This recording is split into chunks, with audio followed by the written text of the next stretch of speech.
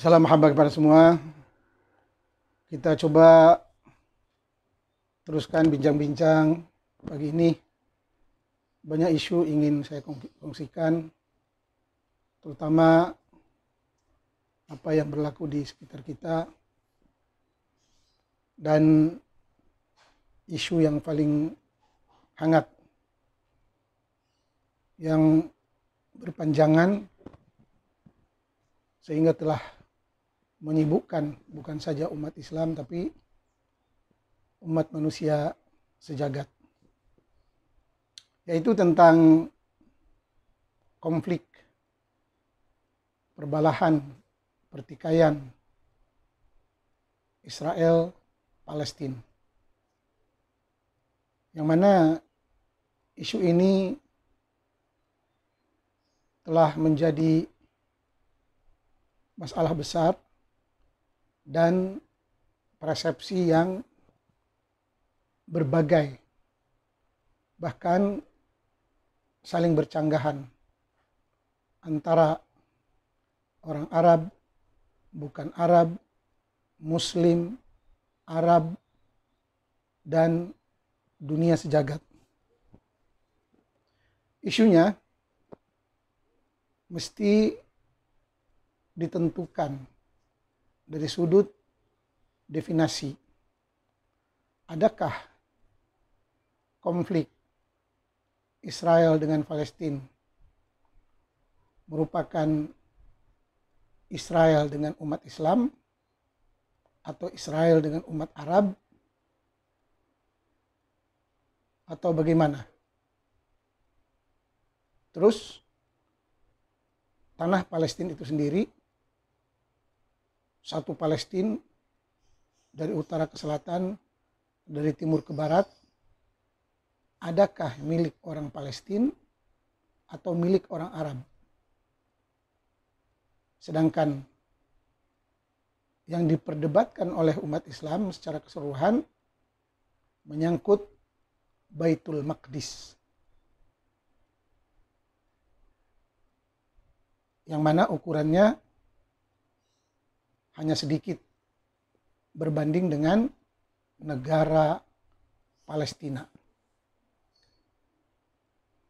Yang mana negara Palestina itu sendiri kewujudannya memang lama, dan di situ telah berkumpul berbagai etnik, suku, bangsa, kabilah dari berbagai jenis.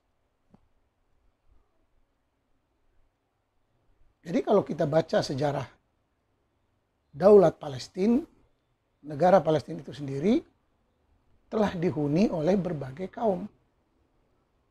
Yahudi, Nasrani, orang Palestina, orang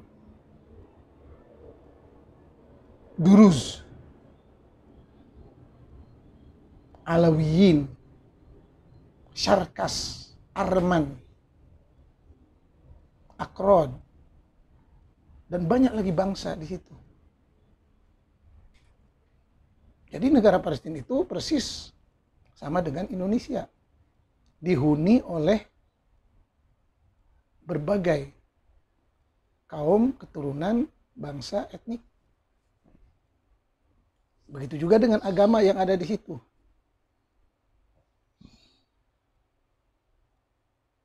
Mayoritasnya Yahudi dan Nasrani yang merupakan agama terawal.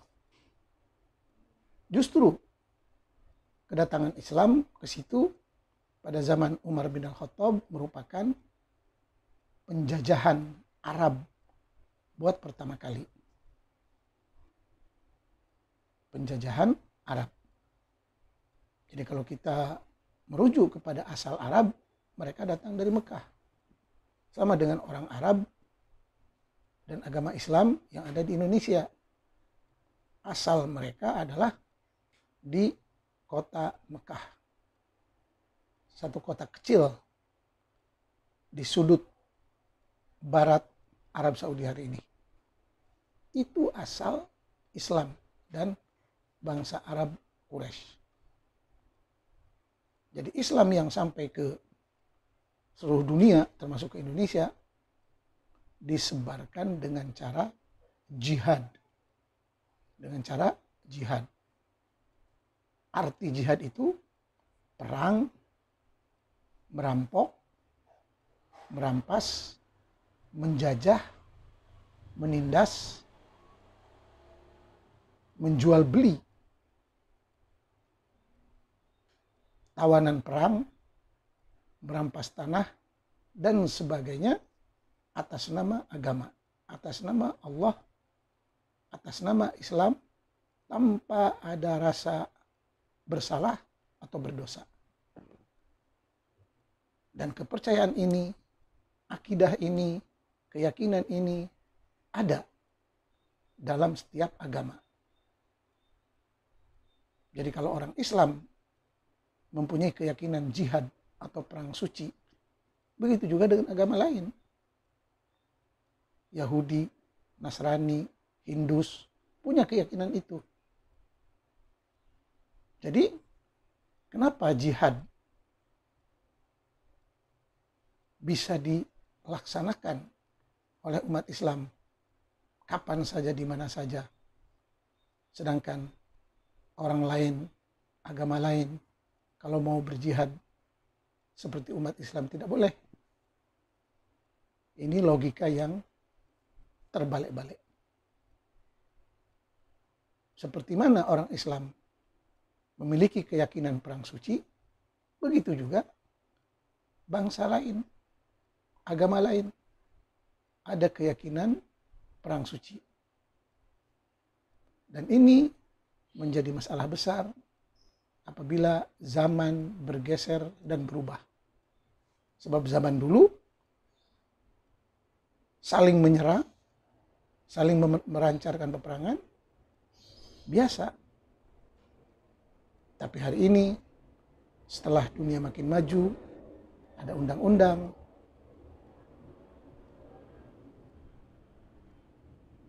jajah-menjajah antara suku, bangsa, negara, semuanya mesti dilihat mengikut undang-undang dan peraturan PBB, Persatuan Bangsa-Bangsa Bersatu. Jadi perubahan zaman yang merubah nilai-nilai klasik, nilai-nilai lama yang dulu boleh dan sekarang tidak dapat diterima.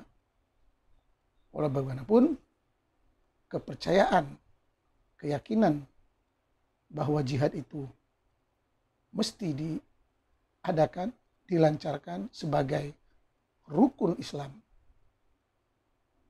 sebagai pilar Islam yang kuat, itu masih lagi terus dibahas, dikaji, dan dibaca ayat-ayatnya, dibaca hadis-hadisnya.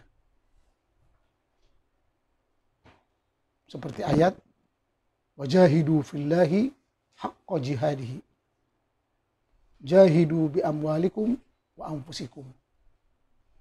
Ayat ini bisa dicari di Google dengan berbagai tafsirannya, dan itu terus dibaca, diamalkan. Bahkan anak-anak kecil di sekolah tahfiz dengan lugunya mereka mengulang-ulang ayat-ayat jihad yang seharusnya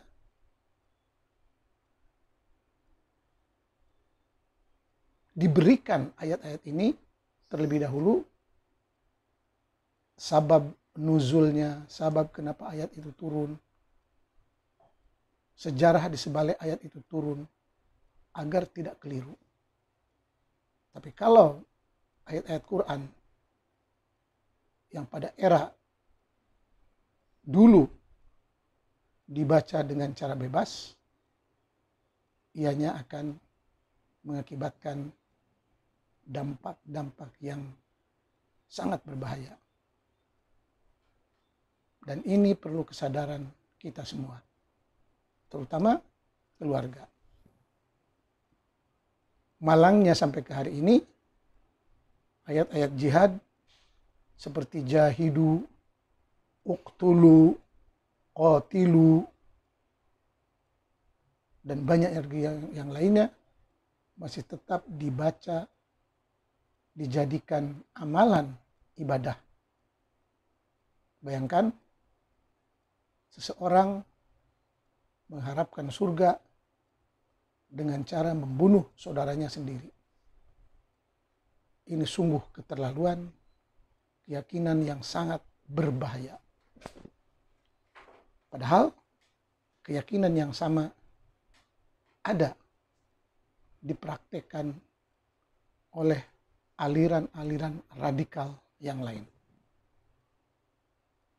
Tapi anehnya, umat Islam semacam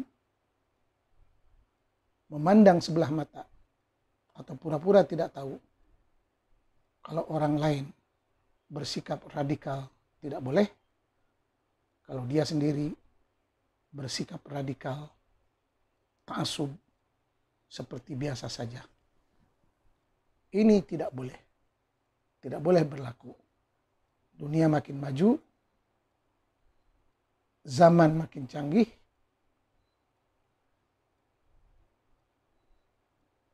dan setiap individu memiliki pandangan yang tersendiri. Dari bacaan yang luas, wawasan dan pikiran mereka semakin maju.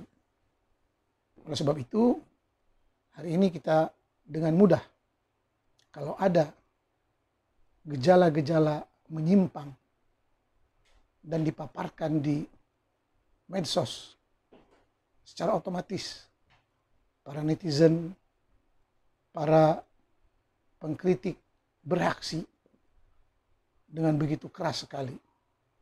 Sebab nilai-nilai dulu yang bisa diterima pada hari ini sudah tidak bisa diterima.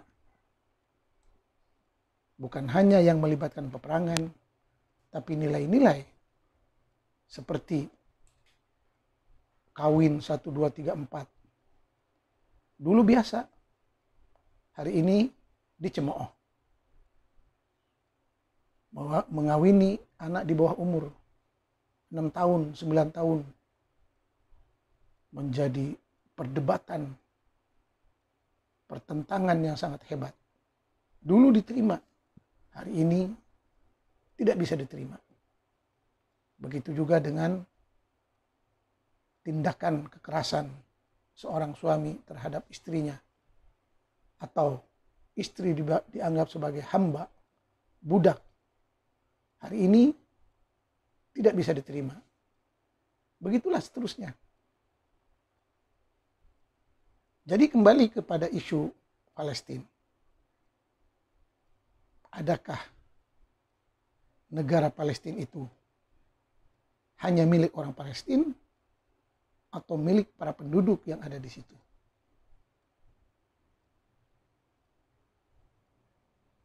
Sebab dulu kalau kita kembali kepada asal sejarah Makkah dan Madinah, Makkah dan Madinah itu milik semua umat Islam.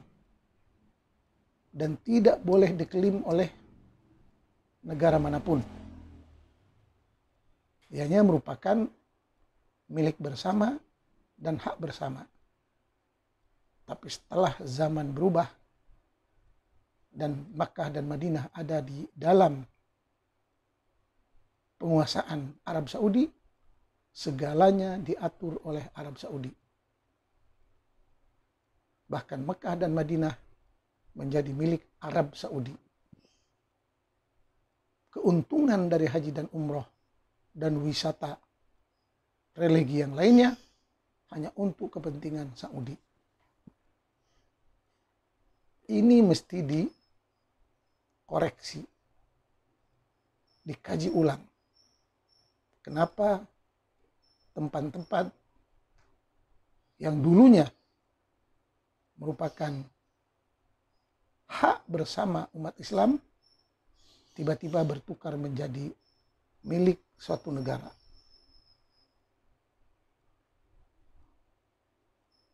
Di sini umat Islam berdepan dengan isu yang sangat besar, dan tidak bisa menyelesaikannya dengan cara damai, dengan cara bijaksana hingga ke hari ini.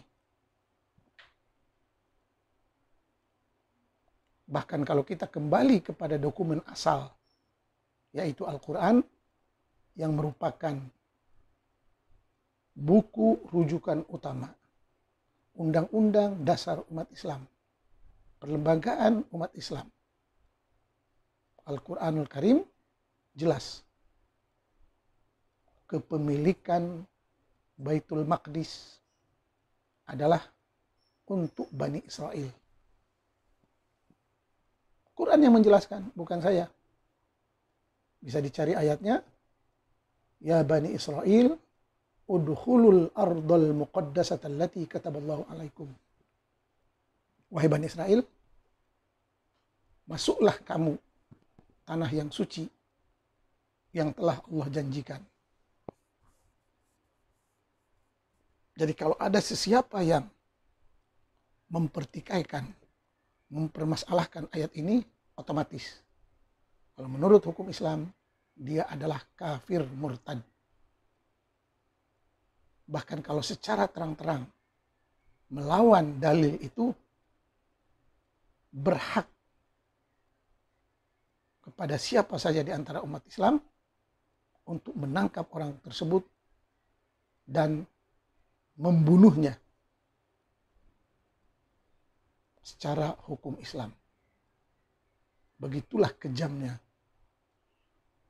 hukum siapa yang menista Al-Quran. Tapi ini tidak dilakukan sebab kita hidup di Indonesia, negara Pancasila. Dan kalau kita melihat kepada sikap mayoritas umat Islam di Indonesia, terutamanya tentang isu Palestina, mereka dengan terang-terang, kita tidak tahu mereka sadar atau tidak sadar, paham atau tidak paham, mereka yang pro Palestina dan mengutuk, mencemooh Israel telah menista Al-Quran. Ini bukan dari saya, tapi ayat-ayat Quran yang dengan terang begitu membela Bani Israel. Kalau mau berpegang kepada agama, belum lagi dengan hadis-hadis yang lain. Tapi intinya, perlembagaan utama, undang-undang dasar utama umat Islam ialah Al-Quran Al-Karim. Berdasarkan kepada ayat, wa ati'ullah wa ati'ur rasul. Taatlah kamu kepada Allah, yaitu Quran, dan kepada Nabi, yaitu hadisnya. Jelas dalam ayat, ya Bani Israel, udhkuru ni'mati allati an'amtu alaikum, wa anni faddaltukum alal alamin. Ayat begitu jelas. Para ulama tahu, umat Islam selalu membacanya. Di setiap sholat pun dibaca. Di setiap khutbah pun dibaca. Tapi dalam kenyataan dan prakteknya, hampir tidak dilaksanakan oleh umat Islam. Mereka tetap menyebelahi Palestina dan mengutuk Bani Israel. Padahal Israel, mereka hidup di dalam dunia ini berdasarkan petunjuk kitab mereka, Taurat. Dan Al-Quran merupakan plagiat, curian dari Taurat. Jelas dalam kajian perbandingan buku-buku tiga agama, Yahudi, Nasrani, Islam, yaitu Taurat, Injil, Quran. Bahannya banyak di Google, perdebatannya banyak, diskusinya banyak, baik dalam bahasa Indonesia, dalam bahasa Inggris, lebih-lebih lagi dalam bahasa Arab. Silakan. Ini masalah umat Islam di Indonesia. Dia Muslim tapi tidak menguasai bahasa Arab. Jadi timbul kesalahpahaman yang bertubi-tubi dan menurun dari generasi ke generasi, sehingga kebenaran yang begitu jelas dipaparkan dalam Quran menjadi sirna, menjadi rusak, dan didustakan, diabaikan, bahkan dicemooh. Ini satu tindakan yang sangat merugikan. Dan itu tadi, menista atau meragukan satu ayat saja telah menyebabkan manusia tersebut kafir atau murtad. Dan orang yang kafir atau murtad, hukuman dalam Islam begitu kejam. Man baddala dinahu faqtuluh.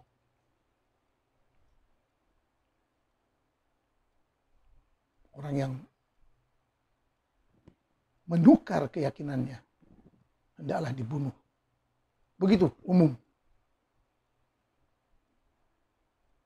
Makanya dulu di zaman sahabat, di zaman Nabi, mereka sesuka hati menegakkan hukum Quran. Sebab masyarakat Islam ketika itu belum membentuk sebagai negara. Ya, hanya merupakan masyarakat Islam yang berpegang kepada Al-Quran secara harfiah. Hari ini beruntung, kita ada Pancasila, ada Undang-Undang Dasar, dan semua agama dikawal oleh Pancasila. Malangnya umat Islam secara keseluruhan, merekalah yang terus berusaha untuk merubah Pancasila, mengkhianati Pancasila, mempermainkan Pancasila. Kalau di negara yang terhormat, yang menjaga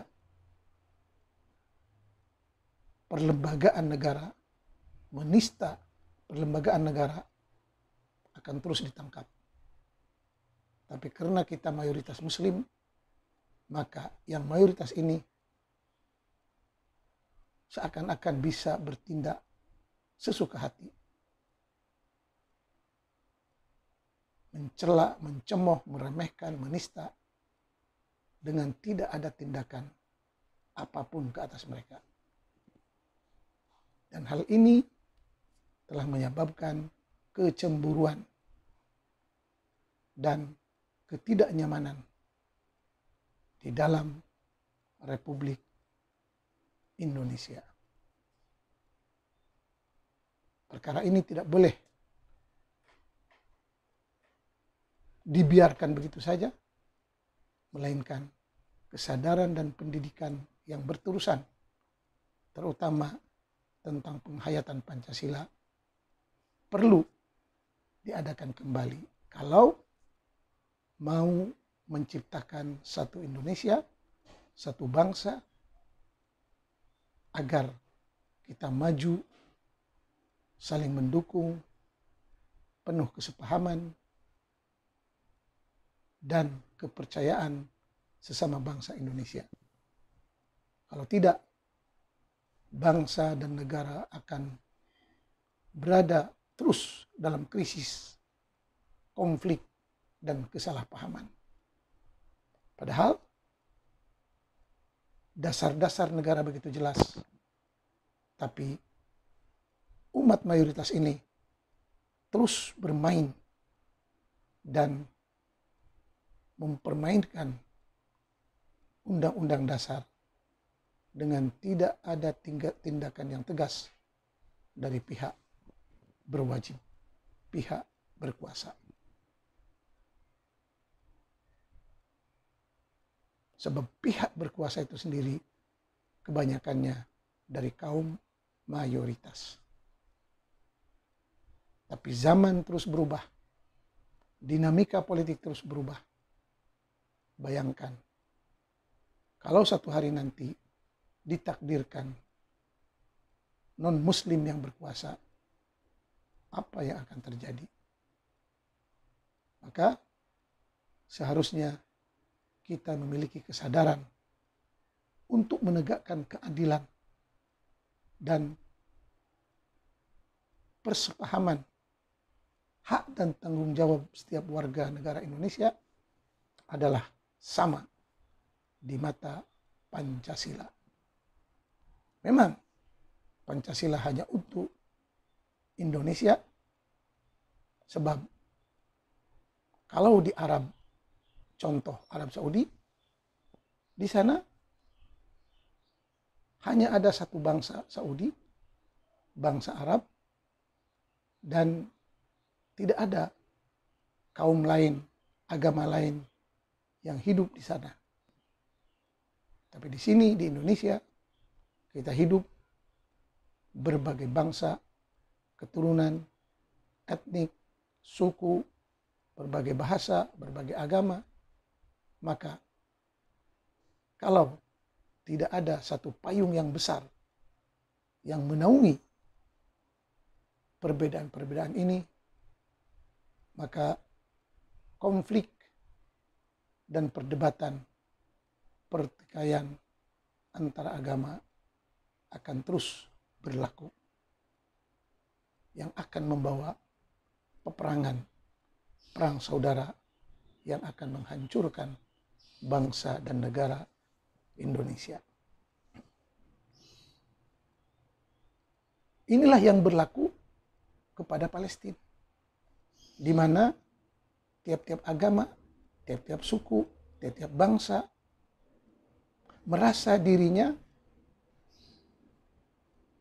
paling memiliki, merasa dirinya paling berhak ke atas bumi Palestina. Mereka tidak mau berkongsi keamanan, kenyamanan, kesejahteraan. Tidak. Bahkan agama-agama, kaum-kaum, bangsa-bangsa yang ada terus menghidupkan perbedaan, persengketaan, permusuhan. Bahkan dalam doa mereka, baik Yahudi, baik Nasrani, baik Islam, selalu saja mengutuk dan mendoakan keburukan, malapetaka kepada mereka yang tidak satu keyakinan.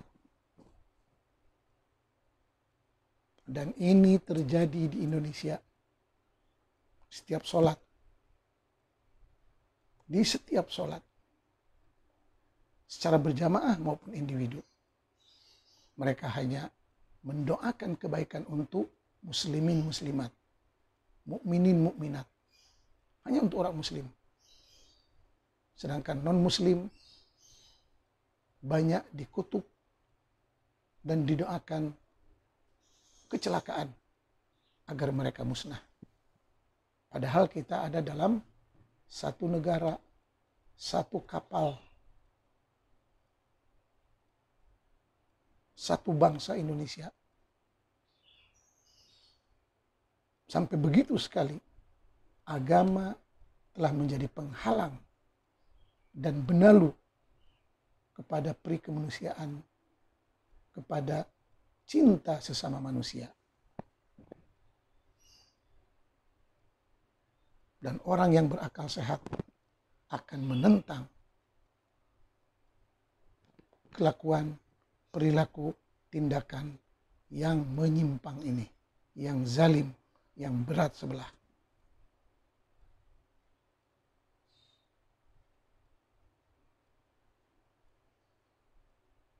Bahkan Quran menjelaskan, wala yajrimannakum syana'anu qaumin ala alla ta'dilu i'dilu huwa aqrabu littaqwa. Jangan karena kamu benci kepada kaum tertentu, dan kamu tidak ingin bertindak adil. Tidak boleh. Keadilan mesti ditegakkan tanpa memilih bulu, tanpa cenderung kepada suatu kaum. Keadilan mesti ditegakkan untuk semua. Dan konsep itu ada di dalam Pancasila. Tapi kalau kembali kepada ajaran agama masing-masing, tiap-tiap agama hanya merasakan dialah yang paling benar.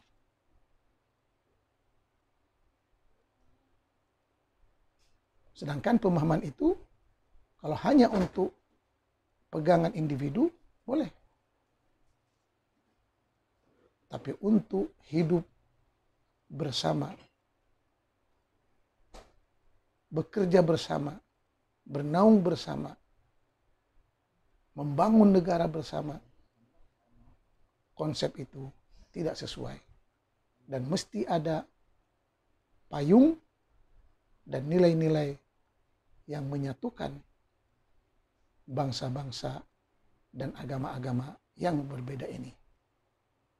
Dan jawabannya untuk Indonesia yang telah disepakati oleh para pendiri bangsa adalah Pancasila. Jadi perlu tegas dalam menegakkan dan melaksanakan Pancasila ini.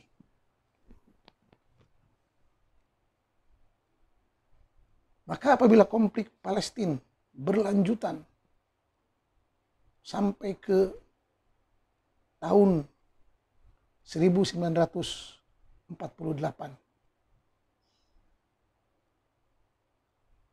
di mana rakyat Palestina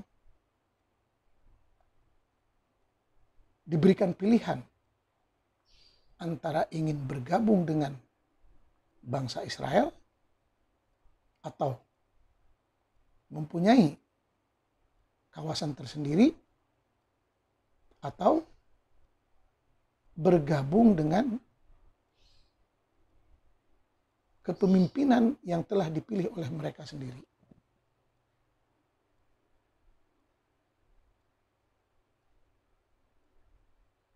Jadi pada tahun 1948, setelah tentara-tentara Arab kalah dalam beberapa rentetan peperangan, bahkan Jamal Abdul Nasir dengan angkuhnya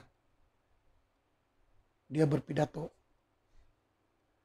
tentara Mesir akan membuang bangsa Israel ke Laut Merah. Bayangkan, seorang pemimpin Muslim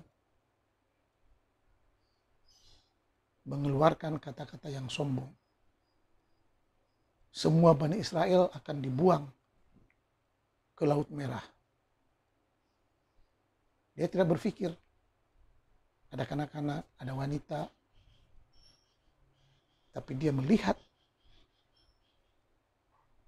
bahwa kaum yang dia benci itu semua Bani Israel, semua kaum Yahudi. Dan apabila peperangan berlaku, hampir 7 negara Arab bergabung untuk menyerang Israel. Semua tahu Israel didukung oleh kuasa-kuasa besar. Memerangi Israel berarti memerangi kuasa besar, terutama Amerika. Maka apabila peperangan berlaku dan Amerika ikut membantu Israel, semua negara Arab hancur, lebur, berantakan. Dan ekonomi mereka hancur hingga ke hari ini. Bangsa Israel mendapatkan kemenangan yang luar biasa. Dan bangsa Israel, tentara Israel masih lagi profesional, mereka hanya memerangi tentara. sedangkan rakyat yang tidak berdosa tidak diapa-apakan. Berbeda dengan niat pemimpin-pemimpin Arab ingin menghapuskan semua bangsa Yahudi. Sebab memang bangsa Arab dalam rekod kehidupan mereka pun ketika berjihad ke timur, ke barat, ke utara, ke selatan, mereka bantai semua bangsa. Tentara, bukan tentara, orang yang tidak berdosa, dibantainya semua. Perkara ini ditulis dalam buku sejarah Islam, Tarikh At-Tabari dan Ibnu Katsir, yang masih segar ada hingga ke hari ini. Tapi malang buku itu tidak pernah dibaca dan tidak pernah diketahui oleh umat Islam. Seolah-olah Islam itu agama damai, rahmatan lil alamin. Padahal kalau kita baca sejarah Islam At-Tabari, hanya umat Islamlah yang melakukan genosida dengan begitu kejam dan biadab. Dan tidak ada negara Islam manapun yang meminta maaf kepada dunia hingga ke hari ini. Berbeda dengan Jepang, Jerman, dan negara-negara yang lain yang telah meminta maaf. Mereka menjajah dan meminta maaf. Bahkan sebagai bentuk menebus dosa mereka, penjajahan mereka, mereka ciptakan produk-produk, ilmu-ilmu, penemuan-penemuan, dan dikongsikan dengan bangsa yang dijajah. Bahkan para penjajah dulu yang dibenci, hari ini bangsa Indonesia sendiri berbondong-bondong, meminta-minta, berharap-harap, ingin ke Jepang, ingin ke Belanda. Padahal di sepanjang sejarah mereka dibenci sebagai penjajah.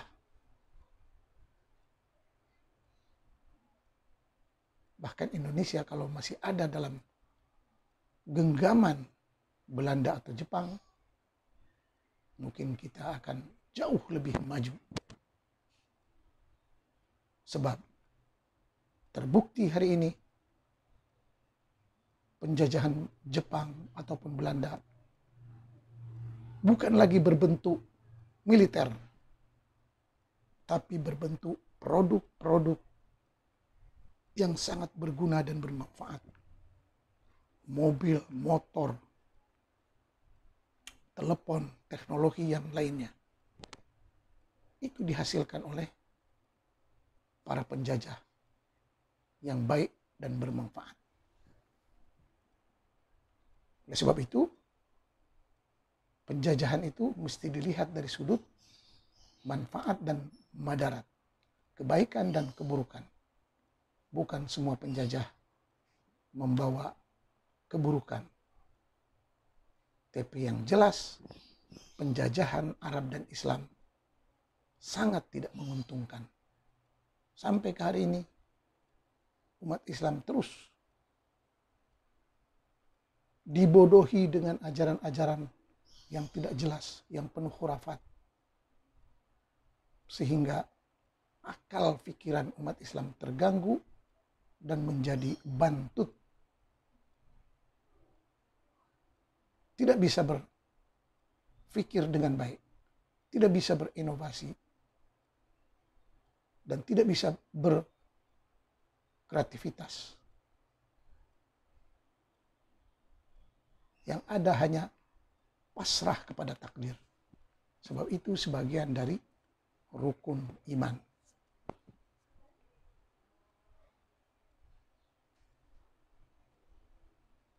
Jadi rakyat Palestina setelah diberikan pilihan antara ingin bergabung dengan negara Israel atau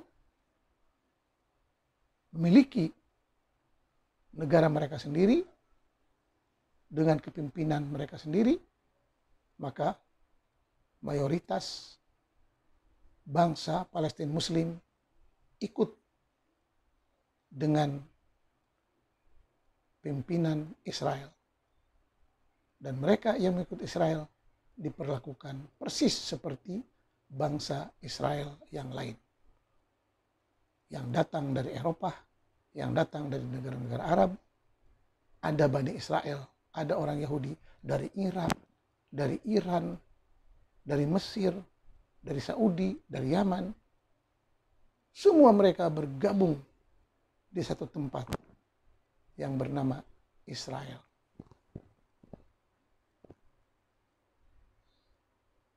Justru bangsa Palestina yang berasal dari kepulauan Yunania dan bercampur dengan bangsa lain membentuk bangsa Palestina, padahal di dalamnya ada Arab, bukan Arab,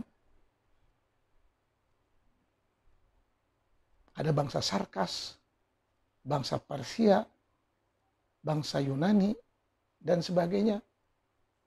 Mereka tetap, walaupun mayoritas beragama Islam, mereka tetap tidak ingin bersatu. Masing-masing ingin berkuasa.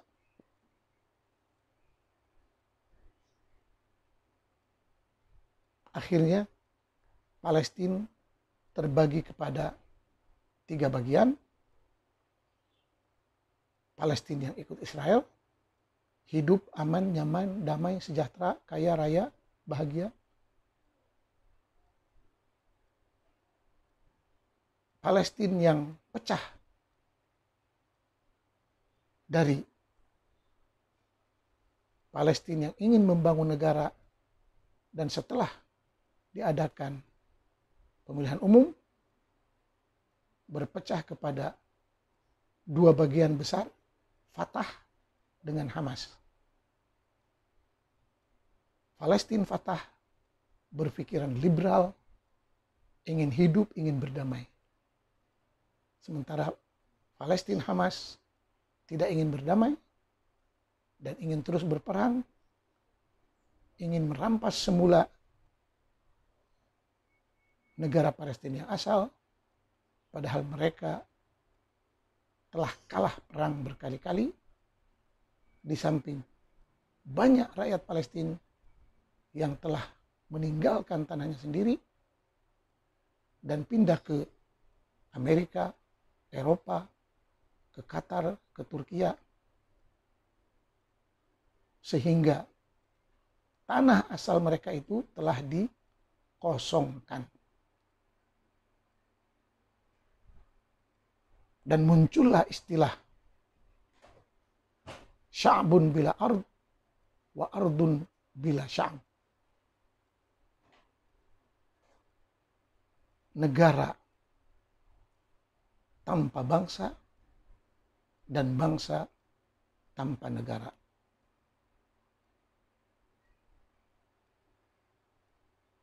Orang Palestina ramai-ramai kabur, meninggalkan, menjual negaranya. Sementara bangsa Israel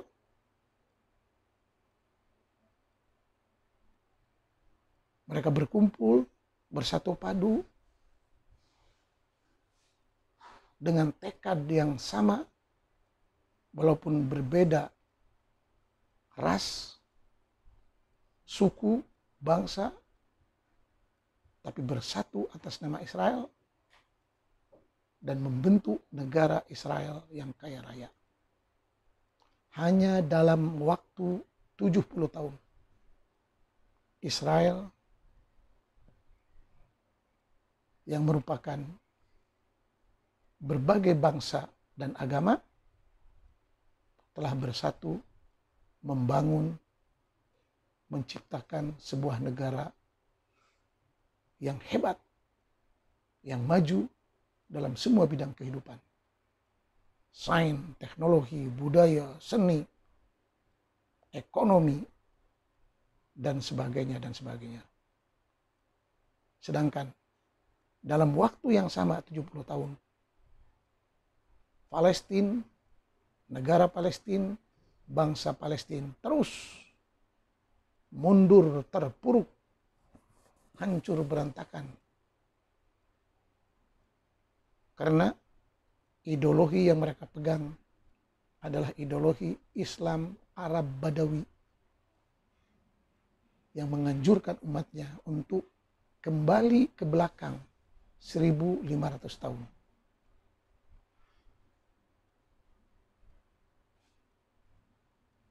Mereka bangga dengan menciptakan kemunduran, bangga dengan menciptakan kebodohan dan kedunguan. Menciptakan kebodohan dan kemunduran atas nama Tuhan. Dan merupakan ibadah yang mulia. Sedangkan Israel terus membangun, membuat penelitian, ciptaan, rekaan, bangsa yang gigih, ulet, berjuang, terbukti dari hasil pemenang Nobel mayoritasnya dari bangsa Israel.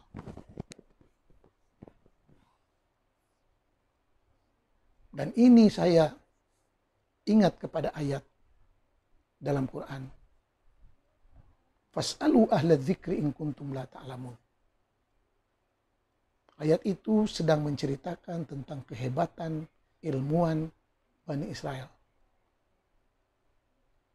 Dan ditegaskan kemudian dengan berkata, tanyalah orang-orang yang pandai kalau kamu tidak tahu. Orang-orang yang pandai di situ adalah Bani Israel. Ilmuwan cendekiawan Bani Israel. Walaupun mungkin itu hanya cerita mitos. Tapi mitos yang membangun, yang menjadi keyakinan oleh bangsa Israel dan membawa nilai-nilai positif untuk maju dan menguasai dunia. Bukti hari ini bangsa Israel yang merupakan minoritas di dunia tapi memiliki kualitas dan IQ yang bisa menguasai alam semesta. Sesuai dengan ayat, ya Bani Israil adhkuru ni'mati allati an'amtu 'alaikum wa anni faddaltukum 'alal 'alamin. Aku telah memilih kalian, aku itu Allah. Aku telah memilih kalian sebagai bangsa yang mengatasi semua alam. Bukan hanya satu alam, tapi alamin. Plural, jamak. Alam manusia, alam jin, alam malaikat, dan sebagainya. Luar biasa.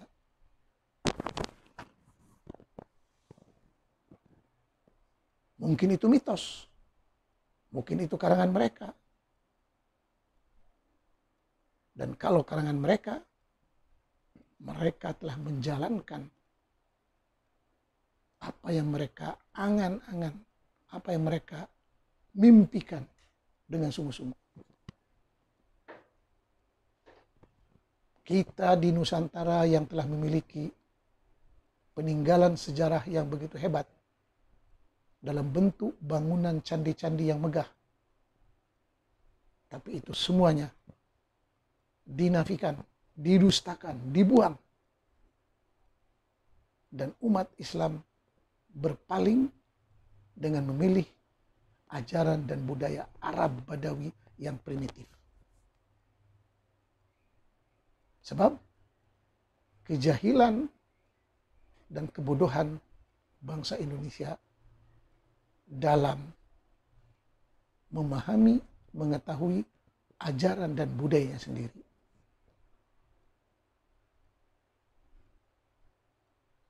Bangsa yang tidak memiliki akar dan peradaban leluhurnya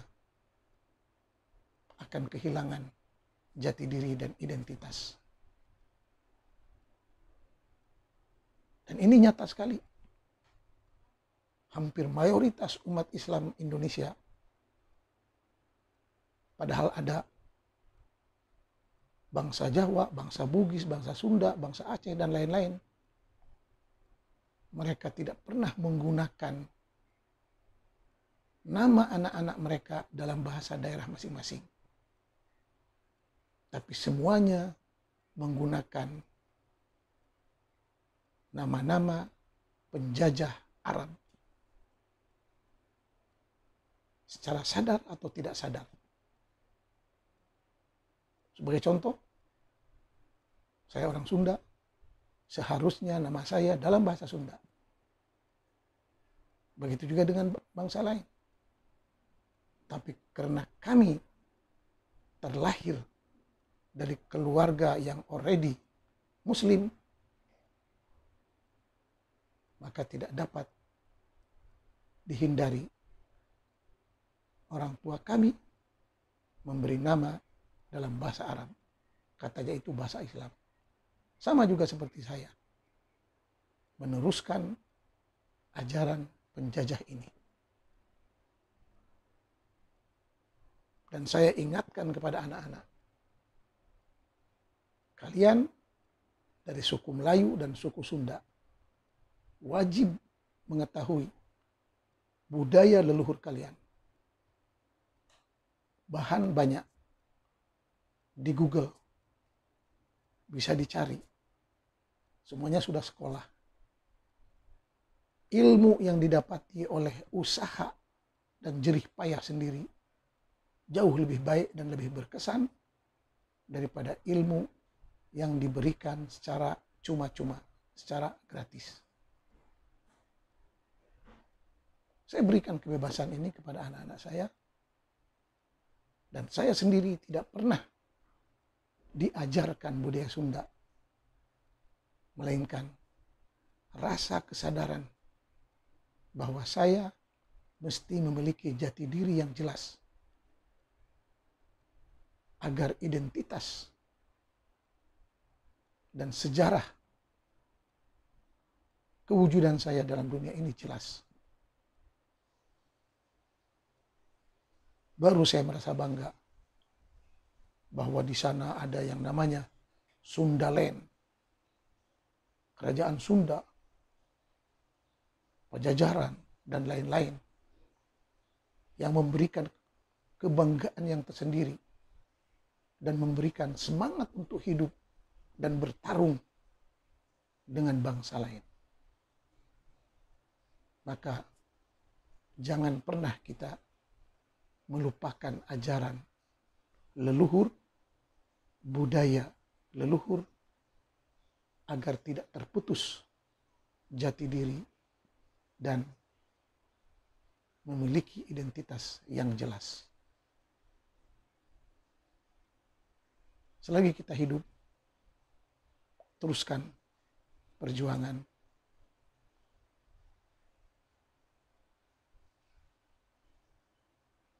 sebab kesempurnaan hanya akan diraih dengan cara terus membaca, terus mengkaji, terus meneliti. Yang mana semua ilmu pengetahuan hari ini telah terkumpul dengan baik, tinggal lagi rajin membaca dan berusaha. Dan sebelum saya akhiri, ada ayat dalam Quran, wa annal ardo yarithuha ibadiyas solihun. Bumi ini akan Allah wariskan kepada hambanya yang bermanfaat, yang bisa mengolahnya. Baik Indonesia, baik Palestina akan dimiliki oleh bangsa yang bisa mengelolanya, yang bisa memajukannya, yang bisa mengolah dan mengembang serta memajukannya. Percuma dia punya tanah tapi tidak bisa memajukannya. wa annal ardo yarisuha ibadiyas salihun. Quran tegas dan tidak bias, tidak pilih bulu. Israel dalam masa 70 tahun berhasil memajukan sebuah negara yang tandus kontang. Pada masa yang sama, Palestina yang hidup di negara yang sama gagal memajukan negaranya. Jadi, siapa di sini yang lebih Islami? Yang mengikut ayat wa annal ardo yarithuha ibadiyas salihun. Bumi ini, negeri ini, negara ini akan Allah wariskan kepada hambanya yang berguna, bermanfaat, bisa mengolah, bisa mengembangkan, bisa memajukan negara ini, siapapun orangnya. Sekian, terima kasih, dan mohon maaf kalau ada kesalahan. Wassalam.